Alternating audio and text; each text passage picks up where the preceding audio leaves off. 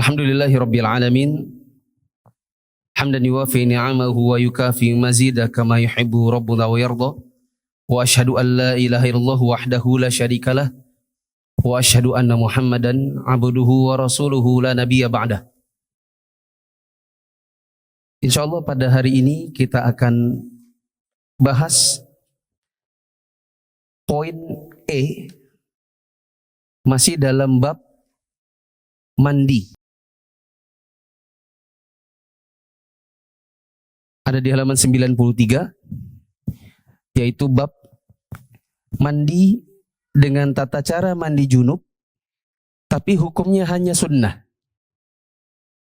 Adapun mandi karena mimpi basah, mandi karena berhubungan suami istri, mandi karena selesai haid, itu semua adalah mandi dengan tata cara mandi besar, mandi junub yang hukumnya wajib. Berikut ini adalah mandi-mandi yang caranya seperti mandi junub, tapi hukumnya cuma sunnah. Apa maksudnya hukumnya hanya sunnah? Kalau dikerjakan berpahala, tapi kalau tidak dikerjakan tidak berdosa. Dikerjakan berpahala, tidak dikerjakan tidak berdosa. Untuk mempersingkat waktu, pembaca akan membacakan bahasa Indonesia, teman-teman menyimak. Sedangkan saya akan menyimak bahasa Arabnya. Siapa tahu ada terjemahan yang kurang. Silakan. Penulis berkata, poin E, mandi sunnah. Yang pertama, mandi hari Jumat. Hal itu didasarkan pada hadis Abu Sa'id Al-Khudri. Dia bercerita, Rasulullah SAW bersabda, yang artinya, mandi hari Jumat itu wajib bagi setiap orang yang sudah bermimpi basah atau baligh. Juga hadis Abu Sa'id radhiyallahu anhu, yang artinya, mandi hari Jumat itu wajib bagi setiap orang yang sudah bermimpi basah atau baligh. Hendaklah dia menggosok gigi atau siwak dan memakai wewangian jika ada. Hadis Abu Hurairah radhiyallahu anhu, yang artinya hak bagi Allah atas setiap muslim untuk mandi setiap 7 hari atau 1 pekan sekali dengan membasuh kepala dan seluruh tubuhnya. Demikian juga hadis Abu Hurairah radhiyallahu anhu yang dia marfu'kan kepada Nabi SAW, yang artinya, barang siapa mandi, kemudian menghadiri sholat Jumat, dan mengerjakan sholat sunnah yang telah ditetapkan baginya, kemudian dia mendengarkan khutbah sampai imam menyelesaikan khutbahnya, lalu dia mengerjakan sholat bersama imam, maka akan diberikan ampunan kepadanya atas dosa yang terjadi antara hari Jumat itu dengan hari Jumat yang lain atau sebelumnya, dan dilebihkan 3 hari. Dari Abu Sa'id Al-Khudri dan Abu Hurairah radhiyallahu anhuma, dari Nabi SAW, beliau bersabda, barang siapa mandi di hari Jumat dan memakai pakaian yang terbagus, serta memakai wangi-wangian jika punya, kemudian dia menghadiri sholat Jumat, dan tidak juga melangkahi leher atau pundak orang-orang, lalu dia mengerjakan sholat sunnah yang telah ditetapkan baginya, selanjutnya berdiam jika imam telah keluar menuju mimbar sampai selesai dari sholatnya, maka itu semua menjadi kafarat baginya atas apa yang terjadi antara hari itu dengan hari Jumat sebelumnya, dan tambahan 3 hari.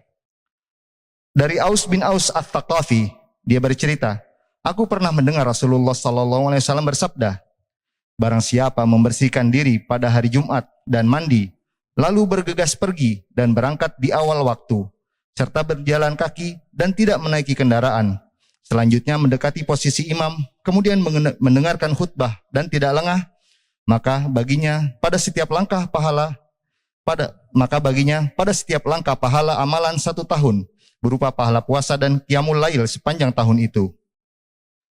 Dari Samurah radhiyallahu anhu yang dia marfu'kan kepada Rasulullah SAW, barang siapa berwudu pada hari Jumat, alangkah baiknya dia berwudu, dan barang siapa mandi, yang demikian itu lebih afdal.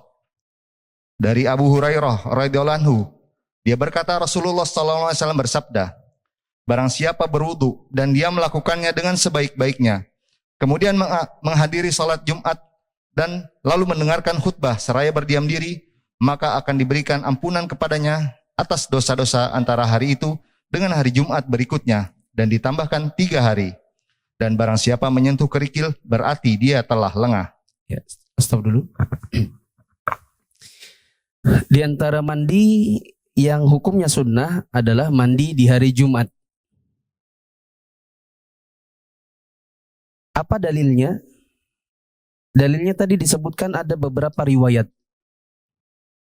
Tapi kalau kita perhatikan riwayat ini seolah-olah sebagiannya menyatakan mandi Jumat itu wajib. Dan sebagian lagi kurang tegas, apakah wajib atau tidak. Contoh, hadis yang pertama kali disebut. Nabi SAW mengatakan, ghuslu yaumil jumu'ati wajibun ala kulli muhtalim. Mandi di hari Jumat, hukumnya wajib. Loh, ini kan babnya bab sunnah. Kok hadisnya bilang wajib? Ya kan? Tentu akan membingungkan. Di hadis riwayat yang kedua, Nabi bilang al-ghuslu yaumal jumu'ati wajibun ala kulli muhtalim wa an yastanna wa an yamassa tiban in wajada. Mandi di hari Jumat adalah wajib bagi setiap yang sudah baligh. Dan contoh baligh itu adalah yang sudah pernah mimpi basah. Hendaklah dia menyikat giginya dan hendaklah dia memakai wangi-wangian jika ada. Seolah-olah ada kata-kata wajib itu menunjukkan mandi di hari Jumat hukumnya wajib. Tapi di bab ini, babnya bab apa? Mandi cuman sunnah. Bagaimana menggabungkannya ini? Atau bagaimana kita melihat hadis ini kok di sini wajib jadinya babnya sunnah? Kita lihat di riwayat-riwayat berikutnya, Nabi SAW hanya menggambarkan pahala-pahala bagi siapa yang diantaranya mandi di hari Jumat. Contoh, tadi ada hadis bunyinya, siapa yang mandi di hari Jumat, maka begini, lalu begini dan begitu, maka dia mendapatkan pengampunan dosa. Berarti, kalaupun dia tidak mandi, dia berdosa atau nggak ada masalah? Harusnya nggak ada masalah. Tapi kalau dia mandi di hari Jumat, maka dia dapatkan pengampunan dosa. Itu seperti begini. Siapa yang berjalan kaki menuju ke masjid, atau siapa berwudu di rumahnya, lalu keluar dari rumahnya menuju ke masjid dengan berjalan kaki, maka satu langkah kakinya mengangkat derajat, satu langkah kaki menghapus dosa. Pertanyaannya, kalau dia pergi pakai motor, berdosa atau enggak? Enggak. Maka hadis-hadis yang selanjutnya seolah-olah kalaupun dia tidak mandi, tidak berdosa. Tapi kalau dia mandi, dia mendapatkan pengampunan dosa. Ada riwayat-riwayat yang lain tadi disebutkan, ada yang lebih ya agak-agak ini lebih mudah dipahami. Hadis Samurah. Samurah mengatakan bahwa Nabi SAW bersabda, man tawaddu'a yaumal jumu'ati fabiha wa na'imat wa man ightasala fahuwa afdal. Siapa yang wudu di hari Jumat, maksudnya wudu mau pergi sholat Jumat, maka itu bagus. Tapi kalau dia mandi, apa katanya di situ? Lebih utama. Berarti kalau dia tidak mandi, berdosa atau tidak? Tidak. Berarti hukum mandinya hanya sunnah saja. Setelah ini akan disebutkan bagaimana perselisihan para ulama tentang mandi di hari Jumat. Silakan. Penulis berkata, para ulama telah berbeda pendapat tentang apakah mandi Jumat itu wajib atau sunnah. Yang mulia Al-Allamah bin Baz mentarjih bahwa mandi hari Jumat itu sunnah muakkad. Oleh karena itu, orang muslim harus benar-benar memeliharanya dalam rangka keluar dari perselisihan pendapat dengan orang yang mewajibkannya. Pendapat para ulama mengenai mandi hari Jumat ini ada 3. Di antaranya ada yang mewajibkan secara mutlak, dan ini merupakan pendapat yang kuat. Ada juga yang berpendapat bahwa mandi Jumat itu sunnah muakkad mutlak. Dan ada juga yang merinci lagi sebagai berikut. Mandi hari Jumat itu wajib bagi orang-orang yang bekerja berat, karena pekerjaan itu dapat menimbulkan rasa lelah dan keringat yang sangat banyak. Tetapi sunnah bagi selain mereka. Tetapi pendapat tersebut lemah.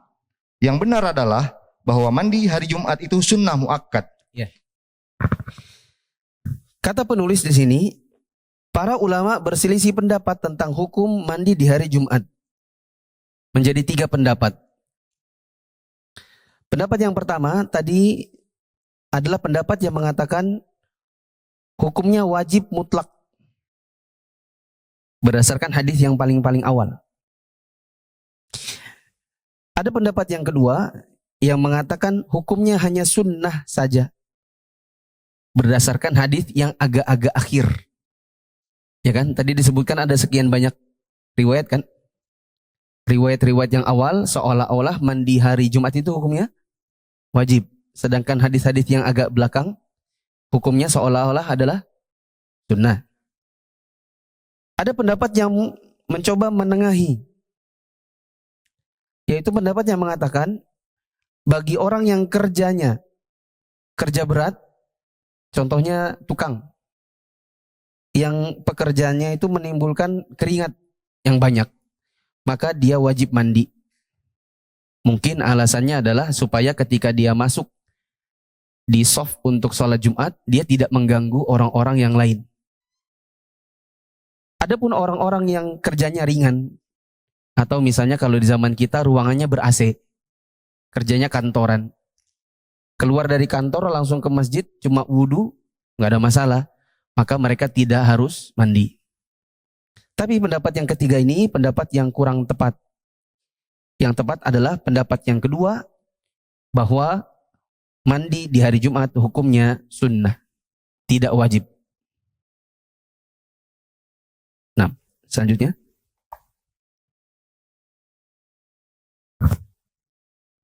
Adapun sabda Nabi SAW, mandi hari Jumat itu wajib bagi setiap orang yang sudah baligh.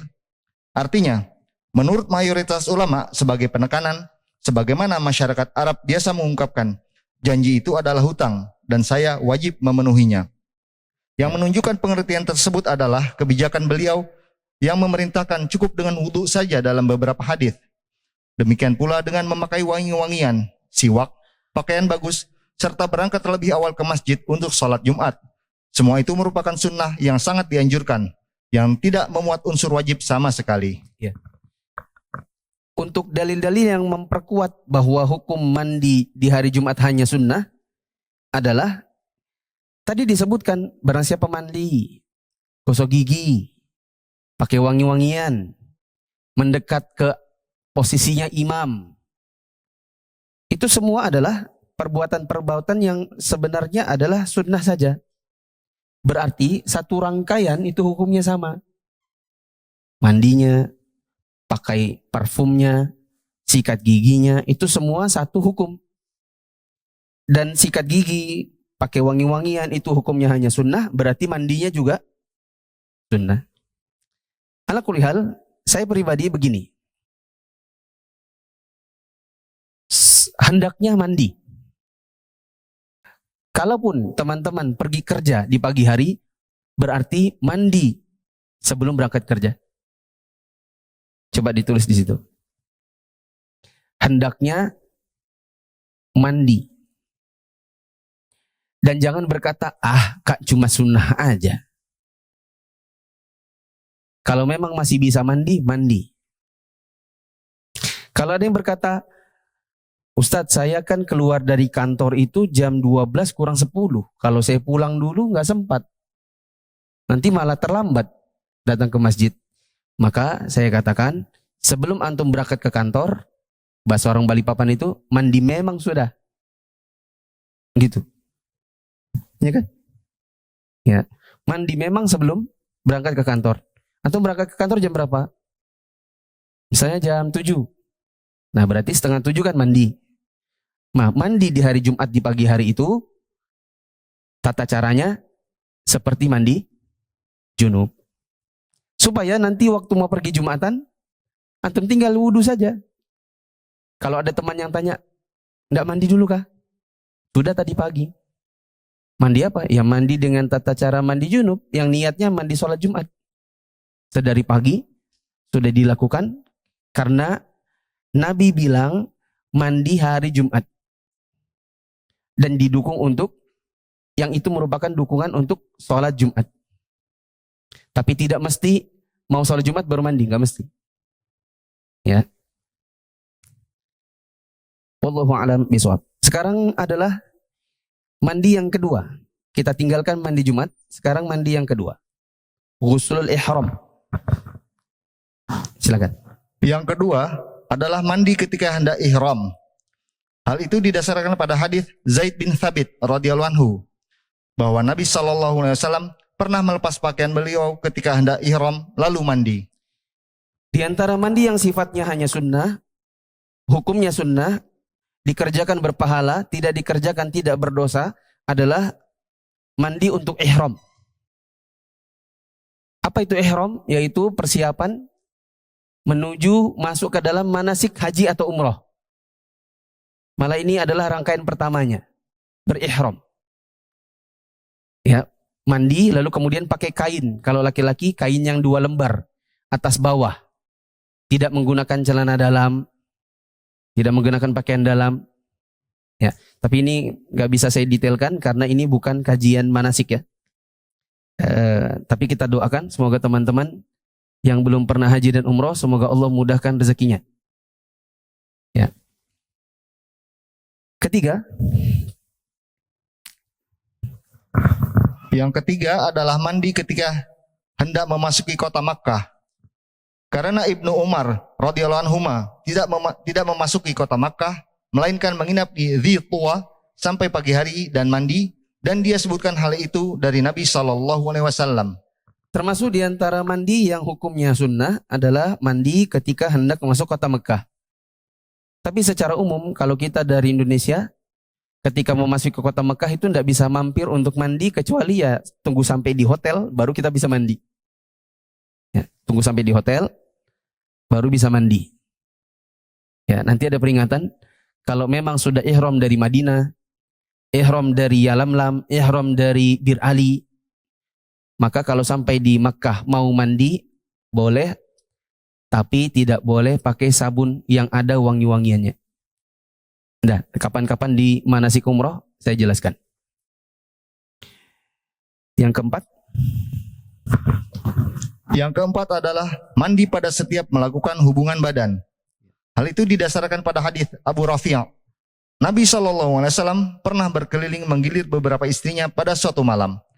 Ketika itu beliau mandi pada jima ini dan itu. Abu Rafi' mengatakan, lalu aku katakan, wahai Rasulullah, mengapa kau tidak menjadikannya dengan satu mandi? Beliau SAW menjawab, yang demikian ini lebih suci dan lebih baik. Termasuk di antara mandi yang hukumnya sunnah adalah mandi untuk beberapa kali jima. Contoh, ada yang istrinya 4. Lalu ingin ditawaf satu malam semuanya. Ya. Biar lebih halus ya, ada anak-anak. Ingin tawaf seluruh istrinya di malam hari. Maka sebelum pindah ke rumah yang istri yang satu, ya misalnya jam 12 malam misalnya kan. Habis dari rumah yang istri satu, pindah ke rumahnya istri yang lain, jam 12 malam. Habis itu pindah jam 1 ke istri yang ketiga. Lalu pindah jam 2 ke istri yang keempat. Nah, sebelum tawaf di istri yang yang masing-masing ini, mandi terlebih dahulu. Dan ini yang pernah dilakukan Nabi SAW. Beliau pernah, ya, di sini dikatakan tofa. Nabi tawaf dalam tanda kutip alias keliling ke ala nisaihi. Beliau keliling di seluruh istrinya. Yaghtasilu 'inda hadhihi wa 'inda hadhihi. Setiap kali mau berhubungan dengan yang satu, maka beliau mandi. Maka aku, kata Abu Rafi', aku bertanya, ya Rasulullah, ala taj'aluhu ghuslan wahida? Kenapa kok enggak satu kali mandi aja buat semua? Dirapel begitu. Ya, maka Nabi SAW mengatakan hadza azka wa atyab.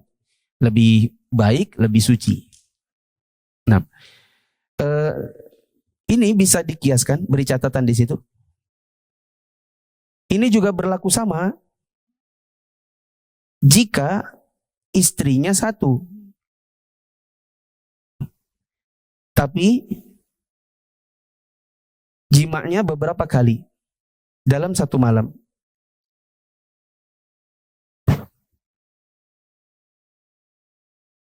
Maka setiap kali mau jima, maka mandi dulu. Ya.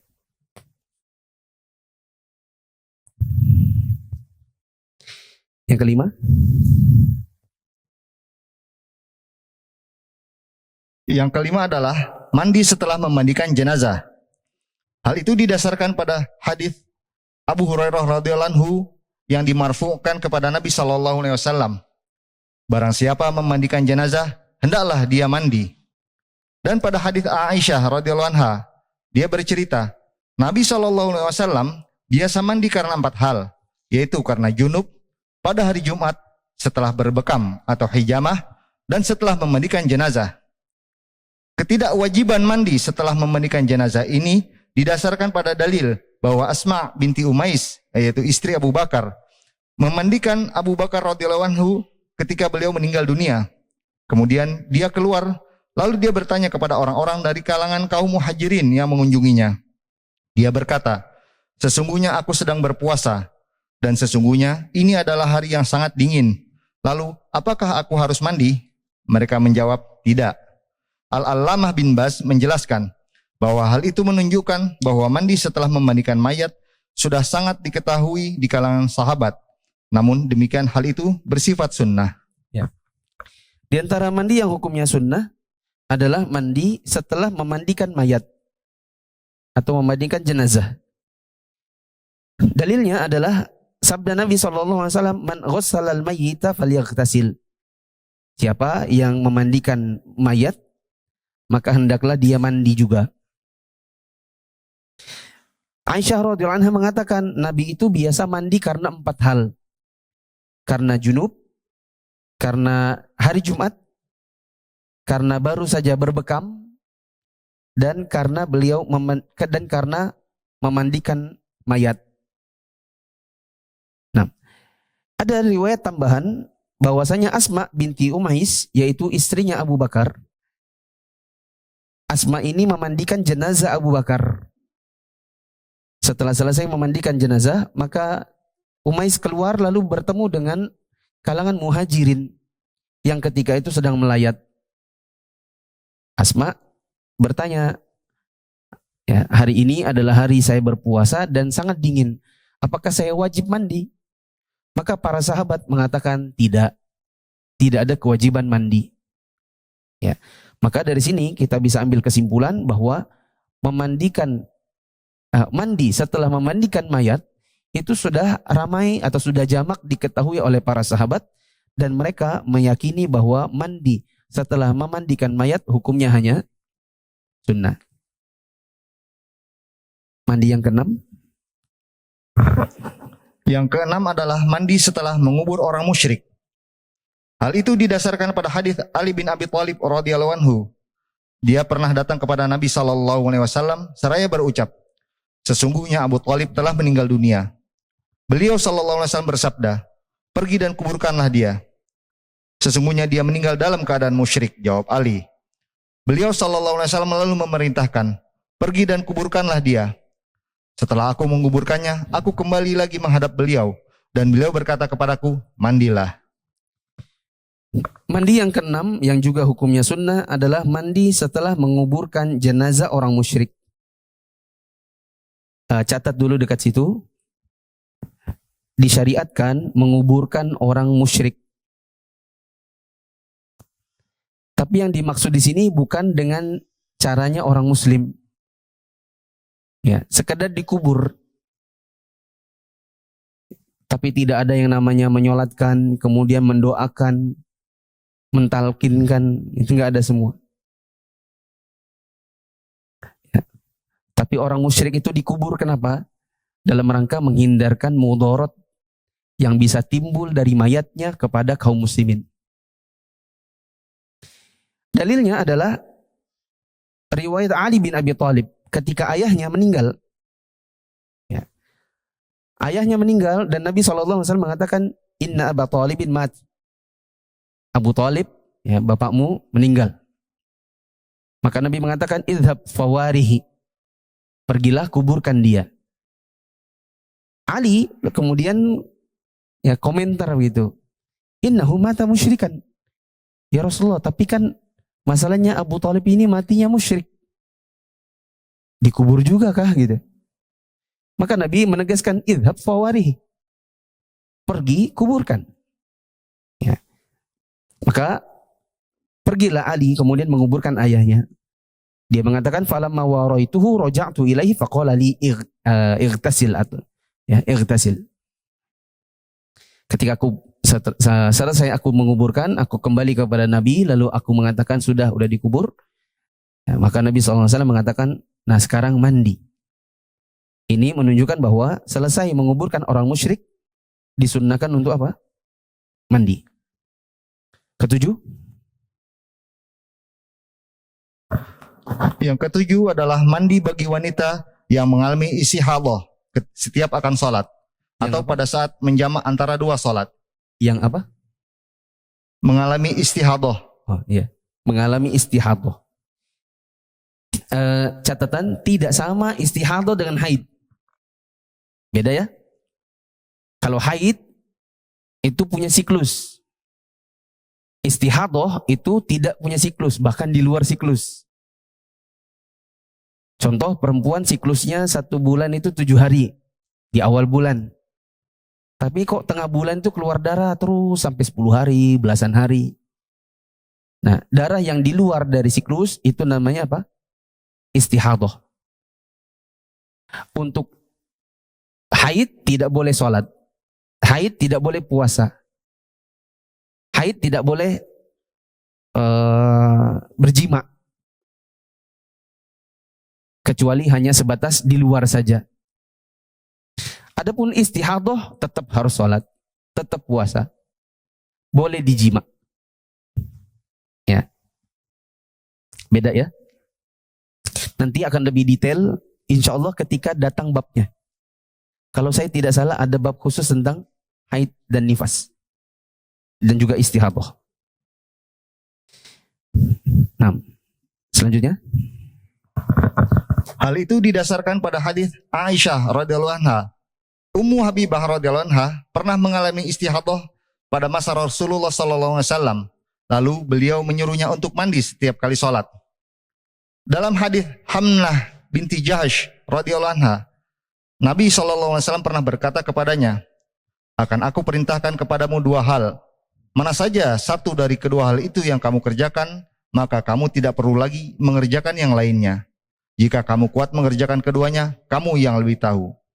Kemudian di dalam hadis lain beliau sallallahu alaihi wasallam bersabda, jika kamu kuat untuk mengakhirkan zuhur dan menyegerakan asar, lalu kamu mandi dan menjamak salat zuhur dan asar serta mengakhirkan maghrib dan menyegerakan isya, lalu kamu mandi dan menjamak antara 2 salat, maka kerjakanlah. Dan mandi pada waktu fajar dan salat, maka kerjakanlah. Serta berpuasalah jika kamu mampu melakukan hal tersebut. Rasulullah SAW bersabda, inilah yang paling aku sukai atau kagumi dari 2 hal tersebut. Ya. Tadi disebutkan di nomor 7, di antara mandi yang hukumnya hanya sunnah, tidak wajib, adalah mandi bagi wanita yang istihadhah. Istihadhah itu adalah darah yang keluar karena penyakit. Ada pembuluh atau urat yang pecah. Tapi dia bukan haid. Maka perintah Nabi SAW kepada Hamnah binti Jahash, juga kepada istrinya Ummu Habibah, beliau memerintahkan silakan pilih satu dari 2. Dan di antara pilihan yang Nabi berikan adalah, dan yang Nabi sukai, ya, pilihannya itu seperti ini. Perhatikan jemaah. Kalau datang waktu zuhur, maka ditunda dulu sholatnya. Nanti di akhir zuhur, Sebelum habis waktu zuhur, mandi. Lalu sholat zuhur. Nanti tidak lama kemudian azan asar. Lalu kemudian sholat asar. Jadi ambil zuhur bagian akhir, ambil asar yang lebih awal. Tapi sebelum mengerjakan dua sholat ini, apa yang dilakukan? Mandi. Begitu juga kalau datang waktu maghrib. Azan maghrib, siap-siap aja dulu mau mandi. Hampir habis waktu maghrib, tapi belum habis ya, mandi. Lalu kemudian sholat maghrib. Setelah selesai sholat maghrib, datang waktu isya, lalu kerjakan sholat isya. Jadi ambil sholat maghrib yang bagian akhir, ambil sholat isya yang bagian awal. Diawali dengan apa? Mandi. Ini adalah salah satu pilihan yang lebih disukai Nabi untuk wanita yang istihadah. Istihadah itu biasanya keluar terus. Nah, ada sebagian perempuan, ya, khususnya wanita-wanita yang awam, mungkin karena tidak belajar tentang haid nifas, mereka mengira pokoknya keluar-keluar darah itu namanya haid. Dipikir seperti itu.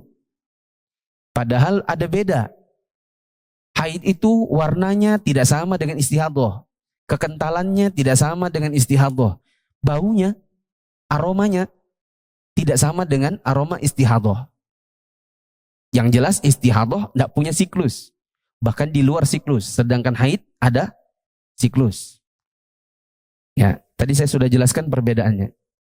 Nah, untuk wanita yang keluar terus-menerus darah, seperti yang dialami oleh Hamnah binti Jahash, dialami juga oleh Ummu Habibah, maka perintah Nabi adalah akhirkan sholat yang ini, awalkan sholat yang itu, tapi sebelum sholat, mandi. Begitu. Selanjutnya. Yang wajib dilakukan oleh wanita yang mengalami istihadah adalah mandi pada saat darah yang keluar dari tubuhnya itu di luar kebiasaan normal haid yang biasa dijalaninya. Adapun setelah itu, maka disunahkan baginya untuk mandi, sebagaimana yang telah diuraikan sebelumnya. Selain itu, dia juga wajib berwudu pada setiap kali sholat, sedangkan mandi bersifat mandub atau sunnah, sebagaimana yang telah disampaikan sebelumnya. Demikian itulah yang difatwakan oleh Syekh Al-Allamah bin Baz, hafizahullah. Bila ada wanita yang misalnya 1 bulan keluar darah terus, tapi di antara darah yang keluar itu ada yang dia tahu siklusnya, berarti itu namanya apa? Haid. Betul nggak? Saya ulang. Ada wanita dalam 1 bulan terus menerus keluar darah. Jadi dia tidak pernah lepas dari softtek misalnya. Tetapi ada satu siklus yang dia hafal ketika dilihat warnanya, oh ini warnanya warna haid nih. Ketika dia baui, dia cium, oh ini baunya bau haid nih. Dia hafal bahwa itu ada darah haid, maka selesai dari siklus, mandinya hukumnya wajib. Nanti yang besok-besok, hari ke-8, 9, 10, sampai 20 misalnya, keluar terus menerus, dia sudah lihat, oh darahnya beda warnanya. Kekentalannya juga beda. Dia kalau dicium, ini bukan darah haidku.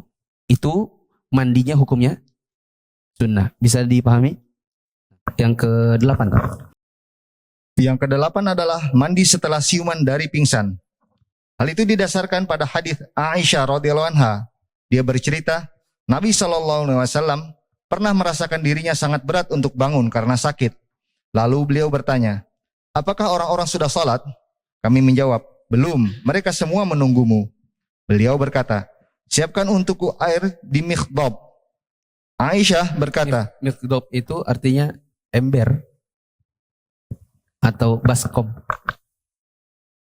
Di situ tidak ada dikasih ke Indonesianya? Enggak. Ember. Terus? Aisyah berkata, kami pun melakukan perintahnya. Lalu beliau mandi, kemudian bangkit untuk berangkat. Dan tiba-tiba beliau jatuh pingsan. Setelah itu beliau sadar kembali. Rasulullah SAW bertanya, apakah orang-orang sudah sholat? Kami menjawab, belum. Mereka semua menunggumu wahai Rasulullah. Beliau pun bersabda, siapkan untukku air di mikhdab. Beliau pun duduk dan mandi. Beliau melakukan hal tersebut sampai 3 kali. Yang ketika itu beliau tengah menderita sakit. Dan itu menunjukkan kesunahannya. Ya. Di antara mandi yang hukumnya sunnah adalah mandi setelah siuman dari pingsan. Nabi pernah pingsan, intinya seperti itu. Ketika beliau dalam keadaan sakit berat, beliau minta disiapkan air untuk mandi, lalu mandi, dan ketika mau berdiri pingsan.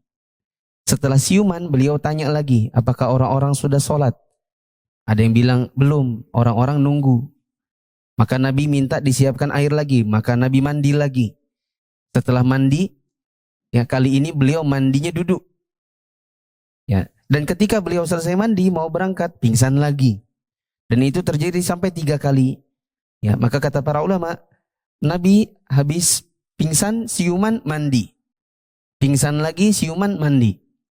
Ini menunjukkan bahwa di antara mandi yang hukumnya sunnah adalah setelah pingsan. Ke-9. Yang ke-9 adalah mandi setelah berbekam atau hijamah. Hal itu didasarkan pada hadis Aisyah radhiyallahu anha. Dia bercerita, Nabi SAW biasa mandi karena 4 hal, yaitu karena junub, pada hari Jumat, setelah berbekam atau hijamah, dan setelah memandikan jenazah. Yang ke-9 adalah mandi setelah bekam. Ini hukumnya sunnah. Cuma nanti juga perlu ditanya sama tukang bekamnya.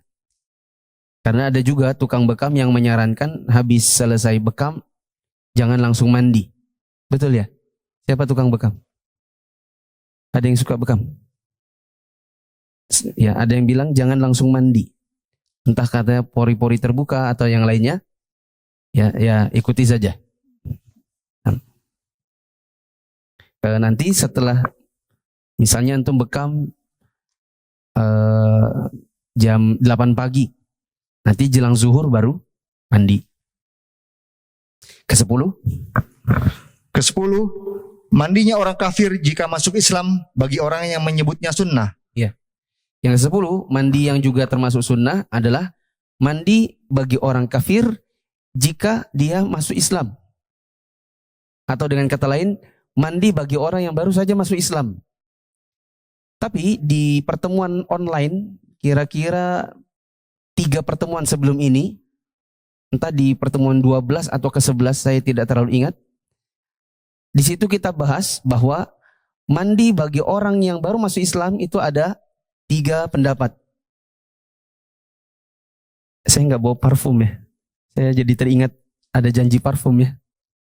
Siapa yang bisa menyebutkan 3 pendapat dapat parfum, tapi ngutang lagi parfumnya. Lupa lagi bawa. 3 pendapat. Untuk orang yang baru masuk Islam, hukum mandinya apa? Nggak ada yang tahu. Ada yang bilang wajib. Di antara ulama ada yang mengatakan sunnah saja. Dan pendapat yang ketiga, ada yang mengatakan jika dia memang belum pernah mandi, belum pernah mimpi, belum pernah jima apalagi. Misalnya masuk Islamnya di usia anak-anak, belum pernah junub, maka hukum mandinya sunnah. Tapi kalau dia sudah dewasa, sudah pernah jima, atau dia sudah pernah mimpi basah, maka hukum mandinya adalah wajib. Dan saya lebih pilih pendapat yang ketiga. Kalau masih anak-anak, belum balik, maka dia mandi boleh, nggak mandi nggak apa-apa. Tapi kalau dia sudah balik, apalagi masuk Islamnya usia sudah menikah bersama istrinya, berarti kan dia pernah junub tuh, pernah berjima, maka dia harus mandi junub. Ke-11. Ke-11 adalah mandi pada 2 hari raya, yaitu Idul Fitri dan Idul Adha. Ulama menyebutkan, mengenai hal tersebut tidak ada satu hadis sahih pun dari Nabi SAW yang diriwayatkan. Al-Allamah Al-Albani mengatakan, dalil terbaik yang dijadikan landasan untuk menilai sunnah mandi pada hari raya Idul Fitri dan Idul Adha adalah apa yang diriwayatkan oleh Al-Baihaqi melalui jalan Asy-Syafi'i dari Zadzan. Dia menuturkan, ada seseorang yang bertanya kepada Ali tentang mandi. Dia pun menjawab, mandi setiap hari jika kamu mau.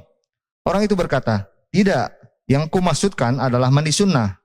Dia menjawab, mandi hari Jumat, hari Arafah, hari Idul Adha, dan hari Idul Fitri. Dari Sa'id bin Al-Musayyab, dia berkata, sunnah Idul Fitri itu ada 3. Berjalan ke tempat sholat, makan sebelum berangkat ke tempat sholat, dan mandi. Ditegaskan bahwa Abdullah bin Umar radhiyallahu anhu mandi pada hari Idul Fitri sebelum berangkat ke tempat sholat. Nah, mandi yang juga hukumnya sunnah adalah mandi untuk 2 hari raya. Diriwayatkan dari Ali bahwa Ali ketika ditanya mandi itu kapan aja, kata Ali, mandilah silakan setiap hari kalau mau. Maka yang nanya bilang, oh bukan, maksud saya itu mandi yang mandi itu loh. Maka Ali mengatakan, oh mandi hari Jumat, mandi hari Arafah, dan mandi di hari Idul Fitri, Idul Adha. Diriwayatkan dari Sa'id bin Al-Musayyab, ini salah seorang tabi'in. Beliau mengatakan sunnah di hari Idul Fitri adalah berjalan ke lapangan, makan sebelum menuju ke lapangan, dan mandi. Diriwayatkan juga dari Abdullah bin Umar, sahabat Nabi, dia kalau mau pergi sholat Id, maka beliau mandi. Nah, yang terakhir, yang ke-12 adalah mandi di hari Arafah, dan dalilnya sudah ada di atas tadi. Perkataan Ali bin Abi Thalib. Saya ringkas, di antara mandi-mandi yang hukumnya sunnah. Kalau dikerjakan, berpahala. Kalau tidak dikerjakan, tidak berdosa. Yang pertama apa? Mandi hari Jumat. Ada khilaf atau tidak? Ada khilaf. Tetapi yang lebih baik apa? Usahakan tetap mandi. Yang kedua? Yang kedua? Mandi waktu ihram untuk haji dan umroh. Yang ketiga adalah mandi ketika memasuki kota Mekah. Yang keempat adalah mandi mandi setiap kali akan berjima. Bisa dipraktekkan oleh orang yang berpoligami ketika hendak tawaf di atas istri-istrinya dalam satu malam. Bisa juga dipraktekkan oleh suami-suami yang bertauhid. Maksud saya tahu, paham ya? Suami-suami yang bertauhid, yaitu suami yang istrinya cuma satu. Maka dia bisa mempraktekkan ini kalau dalam satu malam dia melakukan bersama istrinya beberapa kali. Termasuk di antara yang sunnah adalah mandi setelah memandikan mayat. Kemudian mandi setelah menguburkan orang musyrik. Mandi setiap kali akan sholat bagi wanita yang istihadah. Dengan cara mengakhirkan waktu sholat yang zuhur, memajukan yang asar. Mengakhirkan maghrib, memajukan yang, bukan memajukan, apa ya istilahnya, melakukan sholatnya di awal. Untuk salat isya. Kemudian yang juga termasuk sunnah adalah mandi setelah siuman dari pingsan. Kemudian mandi setelah berbekam. Mandi apabila masuk Islam. Kemudian mandi apabila ingin mengerjakan sholat Id. Dan yang terakhir adalah mandi untuk hari Arafah. Ya, yang dimaksud mungkin adalah ketika seseorang melaksanakan ibadah haji. Wallahu a'lam bishawab. Subhanakallahumma wa bihamdika asyhadu an la ilaha illa anta astaghfiruka wa atubu ilaik. Wassalamualaikum warahmatullahi wabarakatuh.